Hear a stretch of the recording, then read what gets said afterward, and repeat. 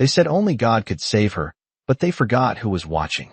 The crystal chandeliers cast a golden glow across the grand ballroom of the Whitmore estate, where power moved like quiet music and every smile carried a price. Naomi Carter stood at the center of it all, her midnight black gown catching the light with every controlled breath, her posture flawless, her silence louder than the orchestra playing somewhere behind her. This was supposed to be a celebration, Alexander Whitmore's annual private gala, where billion-dollar deals were whispered over champagne and reputations were built or destroyed in a single glance. And Naomi had once belonged here, not as a guest, but as the woman who helped build the empire that paid for every glittering detail in this room. Her fingers rested lightly on the stem of a crystal glass, steady, composed, though the air around her had shifted in a way only she seemed to feel. Across the room, Alexander stood surrounded by investors and family, his tailored tuxedo perfect, his expression colder than the marble beneath their feet. Once, he had looked at her like she was the only person in the world. Tonight, he looked through her. A ripple of laughter broke through the crowd, sharp and deliberate, drawing attention like a spotlight snapping into place. Naomi didn't turn immediately. She didn't need to. She had learned long ago that the most powerful reaction was restraint.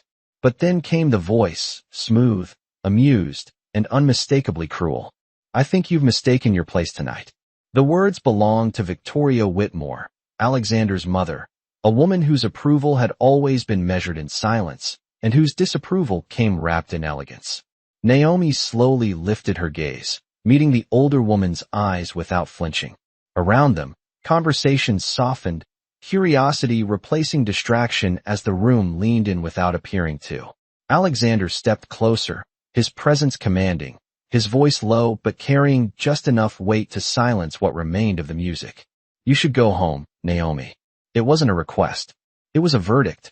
The glass in her hand didn't tremble, not even a fraction. For a moment, time seemed to stretch, the golden light turning colder, sharper, as if the entire room held its breath waiting for her to break. She didn't. Instead, she studied him, the man she had once loved, the man whose empire carried her fingerprints in ways no one in this room would ever acknowledge. Then came the final blow, not loud, not dramatic, but precise enough to echo through every corner of the ballroom. A gesture, dismissive. A shift in tone. A line crossed that could never be undone. A few guests exchanged glances. Others looked away, pretending not to see. And then the laughter came again, quieter this time, more dangerous. Only God can save you now, Victoria said, her voice laced with certainty, as if she had already written the ending to Naomi's story. Silence followed. Heavy. Absolute. Naomi lowered her glass onto a passing tray with deliberate grace, the faint clink of crystal against silver the only sound she made. Then, slowly, she smiled. Not wide, not warm, just enough to make the closest observers feel something shift beneath the surface. Her voice, when it came, was calm, almost gentle. Then maybe, she said, meeting their eyes one by one. He's already started. And with that, she turned and walked away, her heels echoing softly against the polished floor, leaving behind a room that didn't yet realize it had just witnessed the beginning of its own undoing. The night air outside the Whitmore estate felt colder than it should have for early spring, a quiet contrast to the golden warmth she had just left behind, and Naomi Carter did not slow her steps as she descended the wide stone staircase, each movement measured, each breath steady, as if the world had not just shifted beneath her feet. The valet called her name once, uncertain, but she did not respond. She did not need assistance. She had learned long ago that walking away alone was its own kind of power. The iron gates opened with a soft mechanical hum, and beyond them the city stretched wide and indifferent, its lights blinking like distant stars that owed no loyalty to anyone. Naomi paused only when the sound of the party disappeared completely, when the music, the laughter, the carefully curated cruelty all dissolved into silence. That was when she allowed herself one single exhale, slow and controlled, her shoulders remaining perfectly aligned, as if even the night itself were watching. 3 years ago, this same driveway had welcomed her as Mrs. Whitmore, the woman beside the man everyone admired, the quiet force behind decisions that had multiplied his company's value beyond imagination. She had sat at the head of private strategy meetings, her voice calm, her insights precise, her presence unquestioned. Back then, Alexander had introduced her with pride, his hand resting at the small of her back, his gaze steady with something that had once resembled respect. Now, there was nothing. Not anger. Not regret. Just absence. Naomi reached her car and opened the door herself, slipping into the driver's seat with the same grace she had carried through every room that had ever underestimated her. The leather was cool beneath her fingertips. The dashboard glowed softly, waiting. For a moment, she did not start the engine. Instead, she looked at her reflection in the rearview mirror, the faint shimmer of her gown still catching the streetlight, her eyes clear, unbroken. No tears. Not tonight. She had cried once before, long ago, in a quiet office overlooking the Hudson River, when she first realized that every suggestion she made was being credited to someone else, that every success she helped build was being quietly reassigned to protect a narrative that did not include her. She had learned then what silence could cost. She had also learned what it could build. Her hand moved to the passenger seat where a small, structured envelope rested, untouched, its edges sharp against the soft leather. She had carried it into the party without hesitation, though no one had noticed. No one ever noticed the things that mattered most until it was too late. Inside that envelope were documents, signatures, and numbers that did not belong to Alexander Whitmore, not anymore. Decisions he had never questioned. Transfers he had never reviewed. Opportunities he had never seen because he had stopped looking at the one person who understood them best. Naomi picked up the envelope and turned it once in her hand, then set it back down with deliberate care. Timing, she had learned, was everything. The engine started with a quiet hum, smooth and controlled, just like her. As she pulled away from the estate, the gates closed behind her without ceremony, sealing off the version of her life that no longer existed. In the distance, the skyline rose, sharp and endless, a reminder that power was never tied to a single room, a single name, or a single man. It moved. It evolved. And sometimes, it disappeared only to return in a form no one recognized until it was already too late. Naomi merged onto the empty road, her hands steady on the wheel, her gaze fixed forward. They had told her only God could save her. The thought lingered for a moment, not as doubt, but as something quieter, something deeper. Then, almost imperceptibly, her lips curved again, that same unreadable smile from the ballroom returning as the city lights reflected in her eyes. They had spoken as if salvation was something distant, something beyond her reach. They had never considered the possibility that it could look exactly like this, calm, deliberate, and already in motion. Morning arrived without ceremony, pale light stretching across the glass towers of Manhattan as if nothing in the world had shifted, as if empires did not quietly begin to fracture in the spaces between midnight and dawn. And inside the Whitmore penthouse, Alexander Whitmore stood alone before the floor-to-ceiling windows, his reflection faint against the skyline he had spent a decade conquering. The city moved beneath him with its usual rhythm, yellow cabs tracing lines of motion, distant sirens dissolving into the hum of ambition, and yet something in the air felt off, like a note slightly out of tune in an otherwise perfect composition. He adjusted the cuff of his shirt, the crisp fabric of his tailored suit falling into place with practiced precision, every detail immaculate, every movement controlled. But control had always been his language, not his awareness.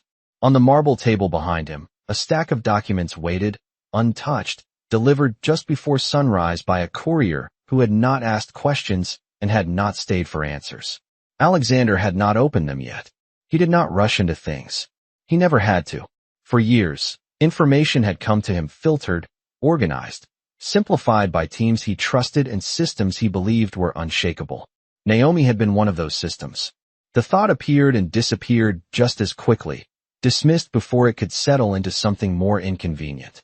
He reached for his phone instead, scanning messages from investors, confirmations for meetings, updates from the board, all the signals of a world that still moved in his favor. Nothing suggested disruption. Nothing warned him. And that was precisely the problem. Across the room, Victoria Whitmore entered without knocking, her heels silent against the polished floor, her presence as composed as ever, as if the previous night had been nothing more than a minor correction in social order.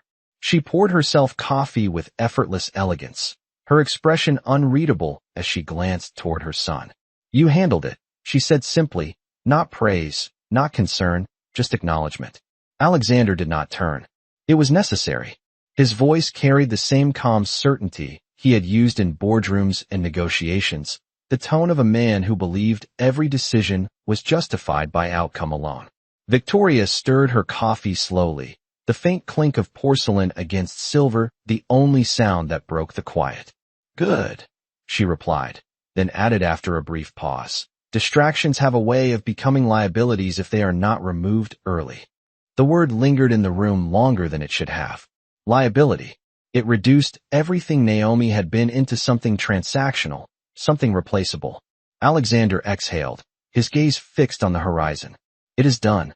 And yet, as the words left his mouth, his eyes shifted almost imperceptibly to the empty space near the entrance where Naomi's presence had once been constant, steady, grounding in a way he had never needed to question. Now, the absence felt unfinished. He turned then, finally acknowledging the envelope on the table. It had his name on it, printed in clean, deliberate lettering. No return address. No explanation. Just certainty in its existence. He picked it up, the weight subtle but undeniable, and for the first time that morning, something unfamiliar flickered beneath his composed exterior. Not fear. Not doubt. Something quieter. Curiosity edged with the slightest hint of unease. Victoria watched him closely, her gaze sharp, assessing. "What is it?" she asked. Alexander did not answer immediately. Instead, he opened the envelope with precise care, sliding out the contents and scanning the first page. His expression did not change at first. It rarely did. But then, slowly, almost imperceptibly, his brow tightened. Numbers shifted. Ownership lines redrawn. Signatures he recognized. Dates he did not remember approving. A structure that no longer centered around him. Silence deepened. Victoria set her cup down, her attention sharpening. "Alexander," she pressed. He lowered the document slightly, his eyes moving again, faster now, connecting pieces that should not have been disconnected, recognizing patterns that had once been invisible because he had trusted someone else to see them for him. And in that moment, standing in a room built on certainty, he realized something had already moved beyond his reach. Not loudly, not dramatically, but decisively. He looked back at the page, at the name that appeared where his had always been expected, and for the first time, the calm in his voice carried a different weight when he spoke. "It seems," he said slowly, each word measured, "something has changed." The silence in the penthouse did not break, it deepened, stretching across the marble floors and glass walls until even the city beyond seemed to pause in quiet anticipation, and Alexander Whitmore stood perfectly still, the document in his hand no longer just paper, but something heavier, something that refused to fit into the controlled world he had built with such precision. His eyes moved again across the page, slower this time, more deliberate, tracing each clause, each transfer, each carefully constructed shift that had been executed not in haste but in patience, over months, perhaps years, without ever disturbing the surface of his empire. That was what unsettled him the most. There had been no alarms, no resistance, no visible cracks, just a seamless redirection of power that he had not seen because he had not been looking in the right place. Behind him, Victoria Whitmore rose from her chair, her composure still intact, though her gaze had sharpened into something far less dismissive than before. "Explain it," she said, her voice low but firm, accustomed to answers, accustomed to control. Alexander did not respond immediately. He set the document down on the table with exact alignment, as if restoring order to the space might restore order to the situation, but the symmetry did nothing to quiet the shift he now felt beneath everything. "These are internal restructures," he said finally, his tone measured, though no longer entirely untouched. "Authorized transfers. Strategic reallocations." Victoria stepped closer, her eyes scanning the pages with increasing focus, her silence now carrying calculation instead of indifference. "Authorized by whom?" she asked. The question hung in the air, simple and sharp. Alexander's jaw tightened almost imperceptibly. He knew the answer before he said it. He had known it the moment he recognized the pattern. By someone I trusted to oversee them, he replied. Victoria's gaze lifted slowly to meet his, and for the first time that morning, something resembling concern flickered beneath her polished exterior. And that someone is no longer here. It was not a question. Alexander did not deny it. Across the table, a second document caught his attention, one he had initially overlooked, its cover page bearing a familiar insignia, one he had seen hundreds of times but had never needed to examine closely. He picked it up, opening it with the same controlled motion, though this time his focus sharpened instantly, drawn to a signature at the bottom of the page. Naomi Carter. The name did not belong in this context. Not here. Not now. And yet there it was, not as a footnote, not as a supporting role, but as the primary authority behind a structure that had quietly repositioned ownership across multiple divisions of his company. Victoria inhaled slowly, her composure tightening rather than breaking. That is not possible, she said, though her voice no longer carried certainty, only resistance. Alexander's eyes remained on the page, calculating, reconstructing timelines in his mind, aligning past decisions with present consequences, seeing now what he had refused to see before. Every late night, she had spent reviewing contracts. Every recommendation she had made that he had approved without question. Every system she had designed to optimize efficiency. He had believed those systems served him. He had never considered that they could also serve her. It is not a takeover, he said quietly, more to himself than to his mother. It is a transition. The distinction mattered. A takeover would have been aggressive, visible, something he could have fought. A transition was different.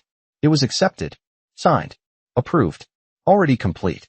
Victoria stepped back slightly, her mind moving quickly now, recalibrating. Then reverse it, she said, her tone sharpening again as she reached for control. Call legal. Freeze the accounts. There must be a way to invalidate. There is not, Alexander interrupted, his voice calm but final. He looked up then, meeting her gaze with a clarity that had replaced whatever certainty he had carried just hours before. Everything here is legitimate. Every signature is mine. Every approval was given. The room fell silent again, but this time it was not the silence of control. It was the silence of realization. Victoria's expression hardened, her thoughts shifting from dismissal to calculation, but even she could see what could not be undone. Across the glass walls, the city continued to move, indifferent, unaware that one of its most powerful structures had just shifted ownership without a single headline, without a single announcement. Alexander turned back to the window, the document still in his hand, but now it felt less like evidence and more like a mirror reflecting something he had chosen not to see. Trust, he realized, had not been his strength. It had been his blind spot. And Naomi Carter had not just walked away from his world. She had redefined it before she ever left. The sun had fully risen now, casting sharp lines of light across the Whitmore skyline. But inside the penthouse, the brightness did nothing to soften the shift that had already taken place, and Alexander Whitmore remained standing by the window, the document still in his hand, though his grip had changed, no longer casual, no longer dismissive, but deliberate, as if holding on to something that had already slipped beyond recovery. Behind him, Victoria Whitmore moved with measured precision, her mind recalculating faster than her expression revealed, her entire life built on anticipating power before it moved. And yet this time, the movement had already happened, silent and complete. She planned this, Victoria said at last, her voice no longer dismissive, no longer certain, but edged with recognition. Alexander did not answer immediately. His eyes remained fixed on the skyline, though he was no longer seeing the city. He was seeing moments, conversations, details he had ignored. Naomi sitting across from him at long conference tables, her voice calm as she outlined restructuring strategies, her fingers tracing charts and projections that had always led to growth, always led to expansion. He had signed everything, not blindly, but confidently, because she had never been wrong. No, he said finally, his voice low, controlled. She built this. The distinction settled heavily between them. Planning implied intention to betray. Building implied something far more dangerous. Ownership earned over time, piece by piece, under the cover of trust. Victoria's gaze sharpened. Then she used you, she replied, her tone regaining its edge, seeking clarity and blame. Alexander turned then, slowly, the morning light catching the hard lines of his expression, but something beneath that surface had shifted, something quieter, more aware. No, he repeated, more firmly this time. I let her. The words were not defensive. They were precise, and they carried a weight that Victoria did not immediately respond to. Across the room, his phone buzzed against the marble table, the sound sharp in the silence. Alexander walked over and picked it up, his movements still controlled, though no longer effortless. The screen displayed a message from the board. Emergency meeting. Immediate attendance required. No explanation. No context. Just urgency. He read it once, then again, already understanding what waited for him on the other side of that conference room door. Information had moved faster than he had. It always did when systems shifted. Victoria watched him closely. You need to get ahead of this, she said, her voice firm again, reaching for authority. Control the narrative before it controls you. Alexander set the phone down slowly, his gaze lowering briefly to the documents spread across the table, then lifting again, clearer now, sharper. There is no narrative to control, he said. Only facts. He adjusted his jacket, the familiar motion grounding, though the meaning behind it had changed. For years, that gesture had prepared him to dominate rooms, to lead conversations, to define outcomes. Today, it felt different. Not weaker, just different. As he moved toward the door, his steps steady, his mind no longer racing but aligning, he understood something he had never needed to understand before. Power did not disappear. It transferred, and it rarely announced itself when it did. Victoria followed a step behind, her heels echoing softly, her presence still composed, but no longer unquestioned. You are still Whitmore, she said, as if reminding him, as if reminding herself. Alexander paused at the threshold, his hand resting briefly on the frame, his eyes forward, not turning back. For now, he replied. The elevator ride down was silent, the mirrored walls reflecting a version of him that looked exactly the same as it had the night before, tailored, controlled, untouchable, and yet something fundamental had shifted beneath that surface, something no reflection could capture. When the doors opened, the lobby was already alive with movement, assistants speaking in low voices, security standing straighter than usual, eyes tracking him with something that resembled caution rather than confidence. It was subtle, but it was there. Alexander walked through it without hesitation, his posture unchanged, his expression unreadable, but his awareness sharper than it had ever been. Outside, the city greeted him with its usual indifference, traffic flowing, people moving, life continuing as if nothing had changed. But something had. And somewhere within that same city, Naomi Carter was no longer walking away from his world. She was already operating.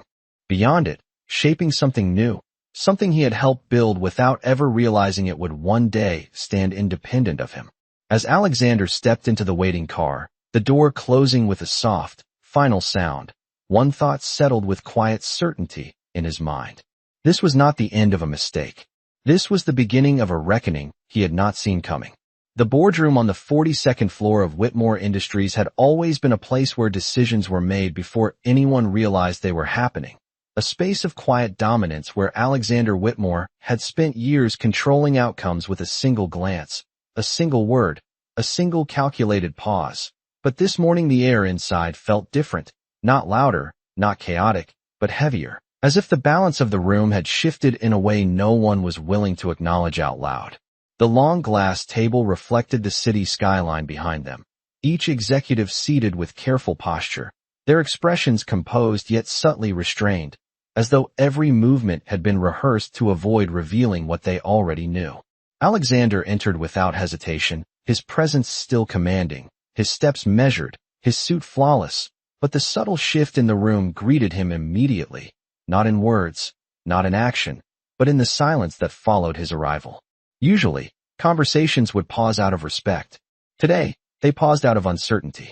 He took his seat at the head of the table, the position he had always occupied without question, and placed his hands lightly against the polished surface, his gaze sweeping across the room, reading faces the way he had always done, except now the patterns were different.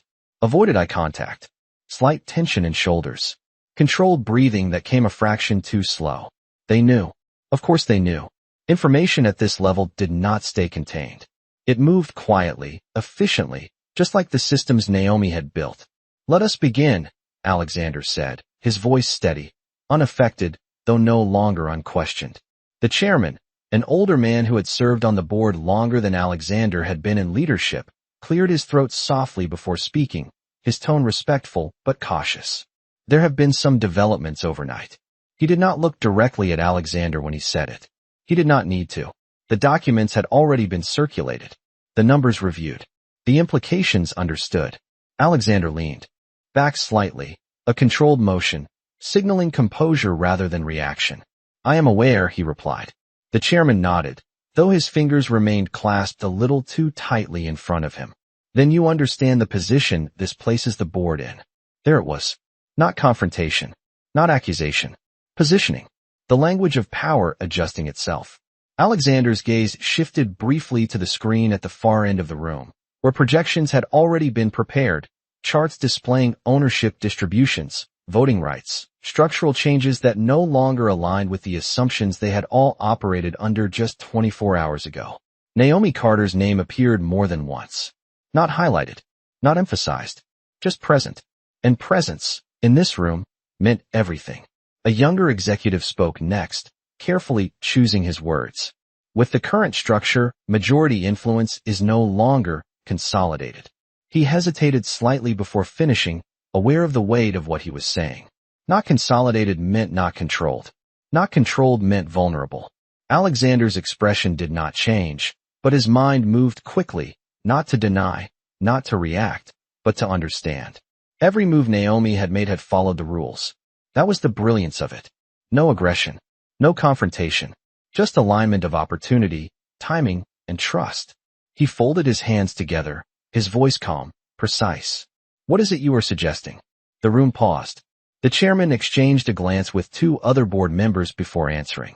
"We are suggesting that leadership stability is critical at this moment, and stability requires clarity of control." Another carefully constructed sentence. Translation did not require effort. They were questioning him. Not openly. Not yet. But the direction was clear. Alexander let the silence stretch, just enough to remind the room who he had been, who he still appeared to be, before speaking again. "Control has not disappeared," he said. "It has shifted." The words landed differently than he expected. Not as reassurance. As confirmation. A subtle shift passed through the room, almost imperceptible, but real. The same younger executive leaned forward slightly, his voice lower now. "And if that shift continues?" Alexander's gaze met his, steady, unwavering. "Then we adapt." It was the correct answer. Strategically sound. But it was no longer enough. Because adaptation implied reaction, and for the first time in years, Alexander Whitmore was not the one setting the pace. The chairman inhaled slowly, then nodded once, as if acknowledging something unspoken. "Then we will need to meet with the other principal stakeholder." The phrase settled into the room with quiet finality. Other principal stakeholder. Not a consultant. Not a former spouse. Not an outsider. An equal. Perhaps more. Alexander did not move. Did not react. But inside, something aligned with undeniable clarity. Naomi Carter was no longer part of his past. She was the variable that would define his future. And for the first time, the room he had always controlled was no longer waiting for his next move. It was waiting for hers. The meeting ended without resolution, but not without consequence.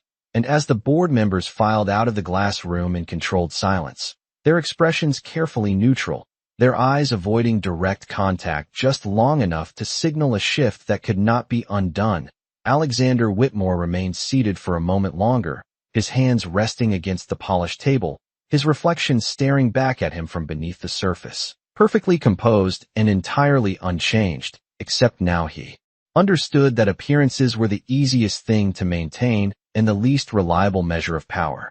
The door closed softly behind the last executive, and the room settled into stillness, the kind that did not comfort but clarified, stripping away noise until only truth remained. Naomi Carter. The name no longer felt distant. It no longer belonged to the past. It sat at the center of everything now, not loudly, not aggressively, but with a quiet authority that did not need to announce itself to be felt. Alexander stood slowly, adjusting his jacket with the same precision he had used countless times before, but this time the motion carried awareness, not habit. He walked toward the window, the skyline stretching endlessly beyond the glass. A city built on reinvention, on those who understood when to move and when to wait. Naomi had not reacted. She had not confronted. She had not asked for anything. She had simply repositioned herself until the structure shifted beneath everyone else. That was not emotion. That was strategy. And strategy he respected. His phone vibrated again, pulling him from the quiet clarity of the moment. This time, it was not the board. It was a number he did not recognize, though something about it felt intentional, deliberate in its anonymity. He answered without hesitation. Whitmore. There was a pause on the other end. Not uncertain, not hesitant, but measured, as if the silence itself were part of the message. Then came the voice. Calm. Familiar. Unchanged. Good morning, Alexander. Naomi. Her name did not need to be spoken. It existed in the space between the words, in the way his posture shifted almost imperceptibly, in the way the room seemed to narrow around the sound of her voice. He did not respond immediately, not because he did not have words, but because he understood now that timing mattered more than reaction. I was expecting legal, he said at last, his tone steady, controlled, though no longer dismissive. On the other end, there was the faintest trace of something that might have been a smile, not heard, but felt. You always expect the obvious, she replied. The sentence landed with quiet precision, not an insult, not an accusation, just a statement of fact. Alexander's gaze shifted to the city below, his reflection fading slightly against the glass. Then I assume this call is not about the documents. No, Naomi said. Those are already complete. Of course they were. He had known that the moment he read them. Finality had been written into every line. Then what is this about, he asked. Another pause. Not hesitation. Consideration. A meeting, she said simply. The word carried weight, not because of what it meant, but because of who was asking for it. Alexander turned slightly, his hand resting against the edge of the window, grounding himself in the familiar while stepping into something entirely new. You have already taken your position, he said. There is nothing left to negotiate. Naomi's voice remained calm, unchanged. I am not interested in negotiation. That, more than anything, shifted the air in the room. Negotiation implied compromise. This was something else. Then why meet, he asked. This time, the pause was longer, and when she spoke again, her words were softer, but no less precise. Because there are things you never saw, she said, and things you chose not to understand. Alexander's jaw tightened slightly, not in anger, but in recognition. She was not calling to secure power. She already had it. Alexander closed his eyes for the briefest second, not in defeat, not in frustration, but in clarity. Then he opened them again, his expression steady, his voice aligned with the understanding he could no longer ignore. I will be there. The line went silent. No goodbye, no confirmation, just absence. He lowered the phone slowly, the weight of it insignificant compared to what it represented. Across the city, somewhere beyond the glass and steel and distance, Naomi Carter was not waiting for him. She was setting the stage. And for the first time, Alexander Whitmore was no longer walking into a room he controlled. He was walking into one she had already claimed. By the time night returned to the city, Manhattan had dressed itself in light again, every window glowing, every street reflecting motion and ambition. But the Whitmore ballroom felt different now, not because anything had visibly changed, but because something invisible had shifted beneath its polished surface, something only those who understood power could truly recognize. The chandeliers still cast their golden brilliance across the marble floors. The same orchestra played soft, controlled notes in the background, and the same carefully curated guests moved through the space with practiced elegance.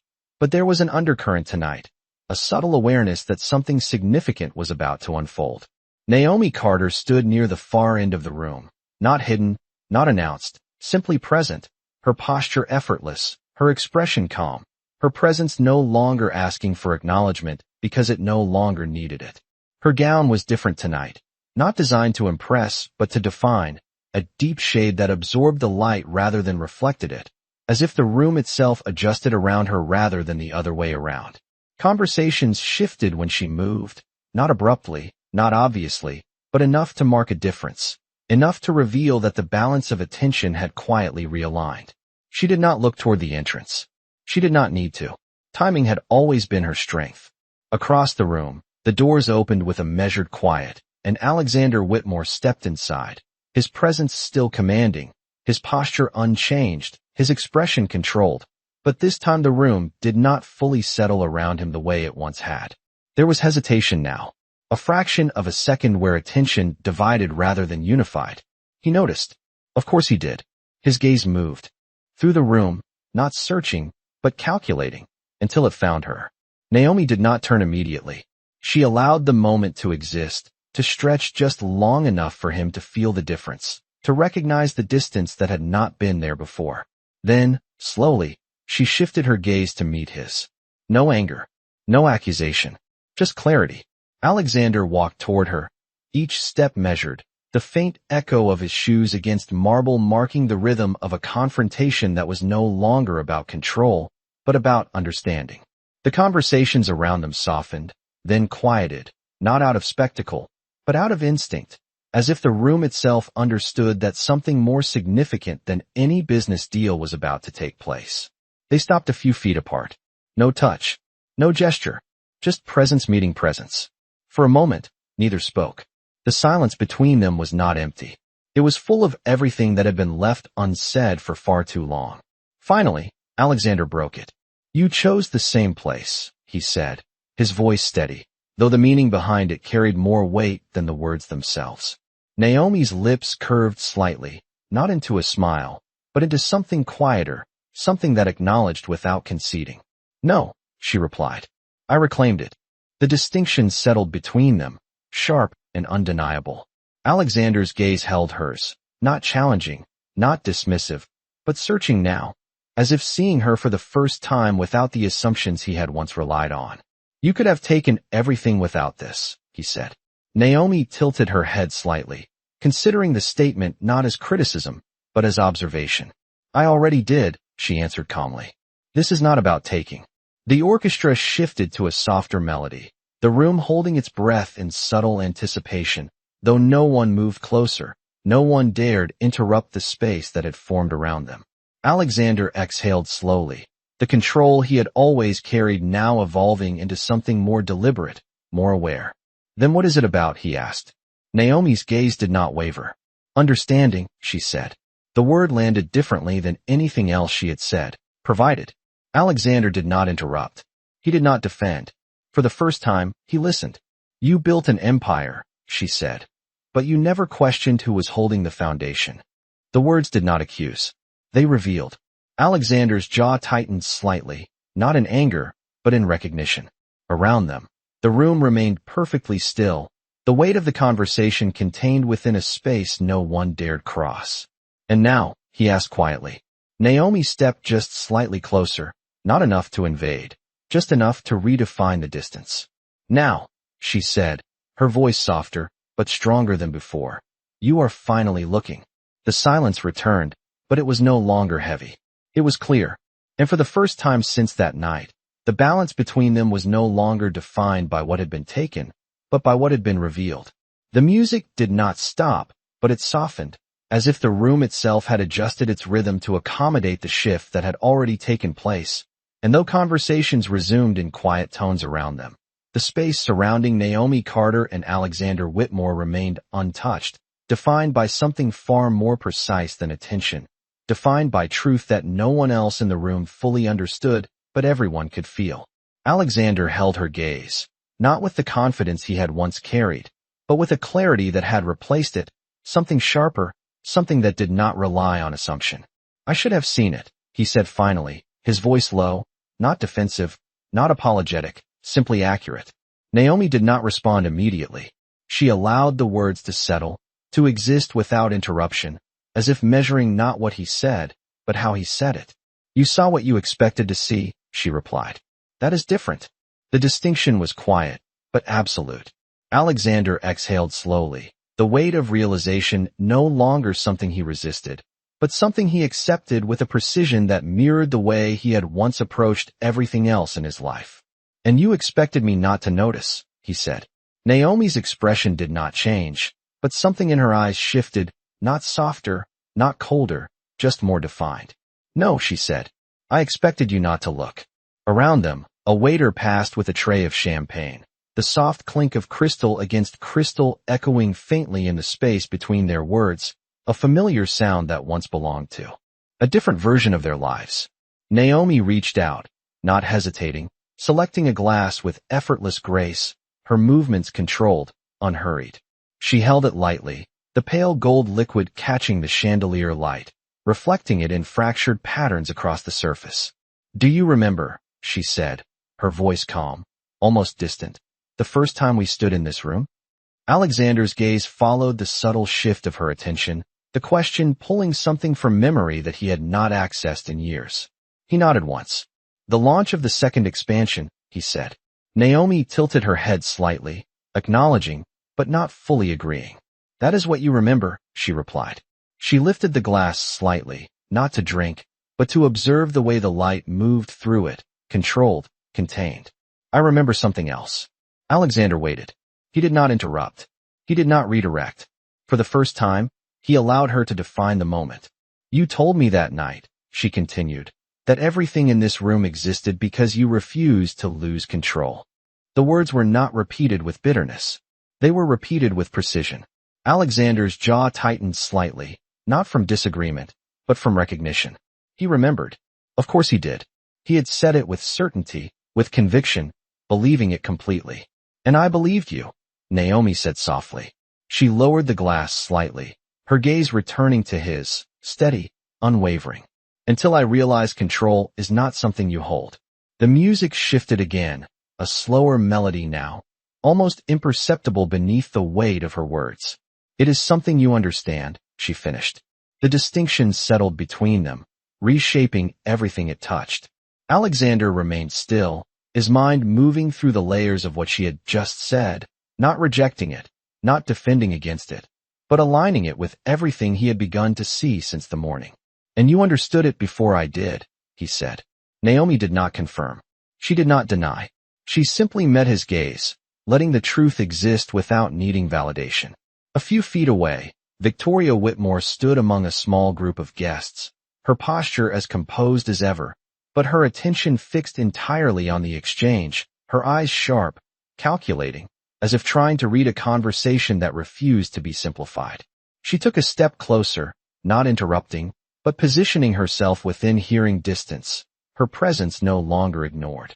"This is unnecessary," Victoria said, her voice cutting cleanly through the space, controlled, elegant, but edged with something new, something less certain than before. Naomi turned her head slightly, acknowledging her presence without shifting her stance. "No," she replied calmly, had once relied on, without assumption, without dismissal, seeing now the details he had overlooked for years, the quiet confidence in her posture, the control in her stillness, the absence of any need to prove what no longer required validation. "Then I understand this," he said finally, his voice steady, each word chosen with care. "The structure is yours now." Naomi did not nod. She did not confirm. She simply allowed the statement to exist, her silence functioning as acknowledgement without concession. Alexander exhaled slowly, not as release, but as alignment, as if adjusting to a new reality that no longer revolved around him alone. "And the board," he continued, his gaze briefly shifting toward the far end of the room where executives watched without appearing to, "they will follow what is stable."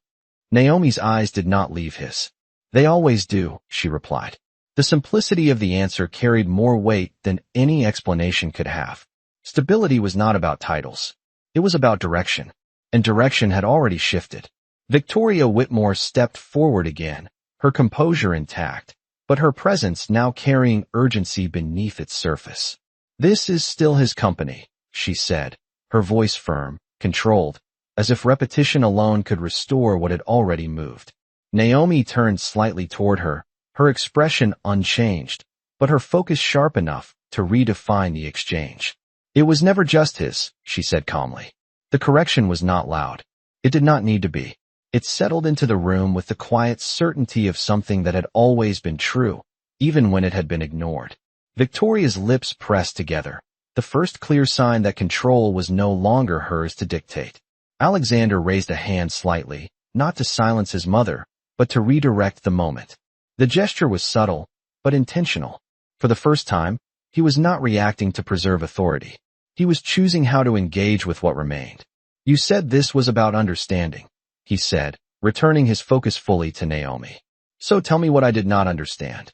The question was not defensive. It was not strategic. It was honest in a way that surprised even him.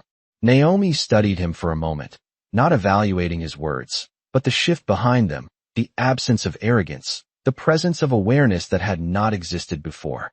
You believe control came from being at the top, she said, from making the final decision. Alexander did not interrupt. He listened. But control, she continued, comes from knowing how every decision is made before it reaches you. Her voice remained calm, but the precision of her words reshaped the entire foundation of what he had built. You trusted results, she said. I understood processes. The distinction was subtle, but absolute. Alexander's gaze lowered slightly, not in defeat, but in recognition, the realization aligning with every document he had read, every shift he had felt, every moment he had overlooked. Around them, the room seemed to breathe again, the tension not disappearing, but transforming into something quieter, something more permanent. And now, he asked. Naomi took a single step back, not retreating, but redefining the distance once more, her presence no longer anchored to him, but independent, complete. Now, she said, you decide whether you continue holding on to what is already gone, or learn how to stand where you have never stood before. The words did not challenge him. They offered him something far more difficult than opposition. They offered him change. Alexander remained still, the weight of her words settling into place, not as pressure, but as possibility. For a moment, the room faded again, the noise, the movement, the watching eyes all dissolving into something distant, leaving only the space between what he had been and what he could become. Then, slowly, almost imperceptibly, he nodded. Not agreement. Not surrender. Recognition. And as the music continued and the room resumed its careful rhythm, something fundamental had already shifted beyond reversal, not in contracts or ownership, but in understanding, where power no longer belonged to the one who held it first, but to the one who had always known how to shape it. The acknowledgement did not echo. It settled, quiet and irreversible, and for a moment the room seemed to recalibrate around it, not dramatically, not visibly, but with the subtle precision of power shifting its center without asking permission, and Naomi Carter stood exactly where she had chosen to stand, untouched by the need to claim what was already hers. Alexander Whitmore remained facing her, the nod he had given no longer a gesture, but a turning point, something internal aligning with a reality he could no longer ignore, and though his posture remained composed, there was a difference now, not in how he stood, but in what he understood. Around them, the guests resumed their movements with greater confidence, as if an invisible decision had already been made on their behalf, conversations flowing again, alliances adjusting in quiet real time, the kind of recalibration that defined those who survived in rooms like this. Victoria Whitmore did not move. She remained just behind Alexander, her gaze sharp, her silence no longer strategic but strained, as though every second without control pressed harder against the identity she had spent a lifetime protecting. This is not finished, she said finally, her voice lower now, controlled but no longer absolute. Naomi did not turn immediately. She allowed the words to exist without reaction, as if they held no urgency, no weight that required response. Then, slowly, she shifted her gaze toward Victoria, her expression unchanged, her presence steady. No, she replied. It is not. The agreement was not concession. It was clarity. Victoria stepped forward, her composure tightening, her voice regaining a sharper edge as she reached for something familiar. You may have rearranged numbers and signatures, she said, but power is not just paperwork. Naomi's lips curved slightly, not in amusement, but in recognition of a truth that had already been addressed. You are right, she said calmly. It is not. The room seemed to quiet again, not fully, but enough to carry the weight of what followed. That is why I did not start with paperwork, Naomi continued, her voice even, her words precise. I started with perception. The distinction landed deeper than anything else that had been said that night. Victoria's expression shifted, just slightly, the first true fracture in her certainty, as the meaning settled into place. Perception defined influence. Influence defined direction. And direction, once changed, rarely returned to where it had been. Alexander's gaze moved briefly between them, not as mediator, not as authority, but as someone witnessing a reality unfold that he had once believed he controlled. "The board will adjust," Naomi said, her attention returning to him, her voice softer now, but no less certain. "The investors already are." Alexander did not question it. He had seen it that morning, felt it in the room, in the pauses, in the careful language that no longer assumed his position was fixed. "And the company?" he asked. Naomi held his gaze, steady, unwavering. "The company will do what it has always done," she said. "Follow what is strongest." The answer was simple. It was also final. A quiet movement passed through the room as a group of senior executives approached from a distance, their expressions composed, but their direction unmistakable. They were not approaching Alexander. They were approaching her. Not quickly, not boldly, but with intention. The kind of intention that signaled alignment rather than curiosity. Victoria saw it. Of course she did. Her gaze hardened, her silence deepening as the reality she had resisted became visible in a way that could no longer be dismissed. Alexander noticed it too, the shift not in numbers, not in documents, but in people, in where they chose to stand, in who they chose to follow. Naomi did not move to greet them. She did not step forward or signal acknowledgement. She simply remained where she was, allowing them to come to her, allowing the shift to complete itself without interference. "You planned every step," Alexander said quietly, not as accusation, but as realization. Naomi's eyes softened, not with emotion, but with something closer to truth. "No," she said. "I prepared for every outcome." The difference was subtle, but decisive. Preparation did not depend on others. It depended on understanding. The executives reached her then, offering quiet greetings, measured respect, their attention centered, their alignment clear. Naomi acknowledged them with a nod. Nothing more, nothing less. Her presence already enough to define the exchange. Alexander stood where he was, watching, not excluded, not dismissed, but no longer central in the way he had always been. And for the first time, he did not resist it. He observed it, understood it, accepted it. Because somewhere between the moment she walked away and the moment she returned, Naomi Carter had not just taken control of what he had built. She had revealed what it had always been missing. And now, standing in the same room where everything had once belonged to him, Alexander Whitmore finally understood that power was not something you lost. It was something you failed to recognize until it no longer needed you. The shift was no longer subtle. It was established, woven into the rhythm of the room with a precision that did not need to be announced.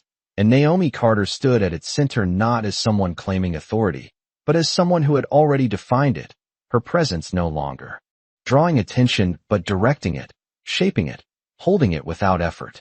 The executives who had approached her spoke in low, measured tones, their words careful, their posture aligned, not out of obligation, but recognition, the kind that came when influence was no longer theoretical but visible, undeniable in its effect. Naomi listened more than she spoke, her responses brief, exact, her gaze steady, never lingering longer than necessary, as if every interaction had already been calculated long before it occurred. Across the room, Alexander Whitmore remained still, his attention no longer divided, no longer resisting what unfolded before him, but absorbing it, understanding not just what had changed, but how it had changed, the method behind the movement, the discipline behind the silence that had allowed it to happen without interruption. Victoria Whitmore stood beside him, her composure intact in appearance, but no longer absolute in presence, her eyes fixed on the scene with a sharpness that had lost its certainty, replaced by something far less familiar, something that did not yield easily to control. "They are choosing her," she said quietly, not as disbelief, but as recognition. Alexander did not respond immediately. He did not need to. The answer existed in every subtle shift of the room, in every glance redirected, in every step that moved toward Naomi rather than away from her. "They are choosing stability," he said at last, his voice calm, no longer defensive, no longer anchored to what had been. Victoria's gaze flickered briefly toward him, searching for resistance, for assertion, for something she could still anchor to, but found none. "And what are you choosing?" she asked, her tone softer now, though no less direct. The question did not linger. Alexander's answer came without hesitation, not because it was easy, but because it was clear. "To understand," he said. The words settled between them with quiet finality, marking a departure not from power, but from assumption. Across the room, Naomi's conversation concluded, the executives stepping back with subtle acknowledgement, their alignment established without spectacle, without declaration, simply understood. She did not follow them. She did not need to. Instead, she turned her attention once more toward Alexander, her gaze meeting his across the distance, not closing it, not inviting it, simply recognizing it for what it now was. Equal ground. No hierarchy. No illusion. Just clarity. Alexander took a step forward then, not rushed, not hesitant, his movement deliberate, measured, as if crossing not just physical space, but something far more significant. Victoria did not follow this time. She remained where she was, her presence no longer directing the moment, only observing it. When Alexander reached Naomi, he did not stop as he had before. He stood beside her, not in front, not above, but beside, the positioning subtle yet unmistakable. The room noticed. Of course it did. It always noticed. Naomi did not react outwardly, but the smallest shift in her posture acknowledged the change, not as victory, not as concession, but as alignment. "There is one thing I did not ask," Alexander said quietly, his voice carrying only as far as necessary. Naomi turned her head slightly, her gaze calm, attentive. "Why now?" he continued. "Why this moment?" The question was not strategic. It was personal, though it did not ask for emotion, only truth. Naomi considered him for a moment, not weighing the question, but the timing of the answer. "Because this is when you would finally see it," she said. The response was simple. It was also absolute. Alexander absorbed it without resistance, the clarity of it aligning with everything he had come to understand. "And if I had not?" he asked. Naomi's gaze did not waver. "Then nothing would have changed," she replied. The certainty in her voice carried no arrogance, only fact. Because what she had built did not depend on his awareness. It existed regardless. The music swelled slightly in the background, the room returning to its rhythm, but the center had already shifted, permanently, undeniably. Alexander glanced once more across the room, taking in the space that had once been defined entirely by his presence, now expanded, redefined, no longer his alone. Then he looked back at Naomi, his expression steady, not reclaiming, not resisting, but understanding. "Then I suppose," he said slowly, "this is not the end." Naomi's lips curved just slightly, not into a smile, but into something that acknowledged the truth without softening it. "No," she said, "this is where it becomes real." And as the light from the chandeliers reflected across the polished floor, casting shifting patterns that no longer belonged to a single source, the room itself seemed to settle into its new structure, not as a loss, not as a victory, but as something far more precise, something that had always been there, waiting to be seen.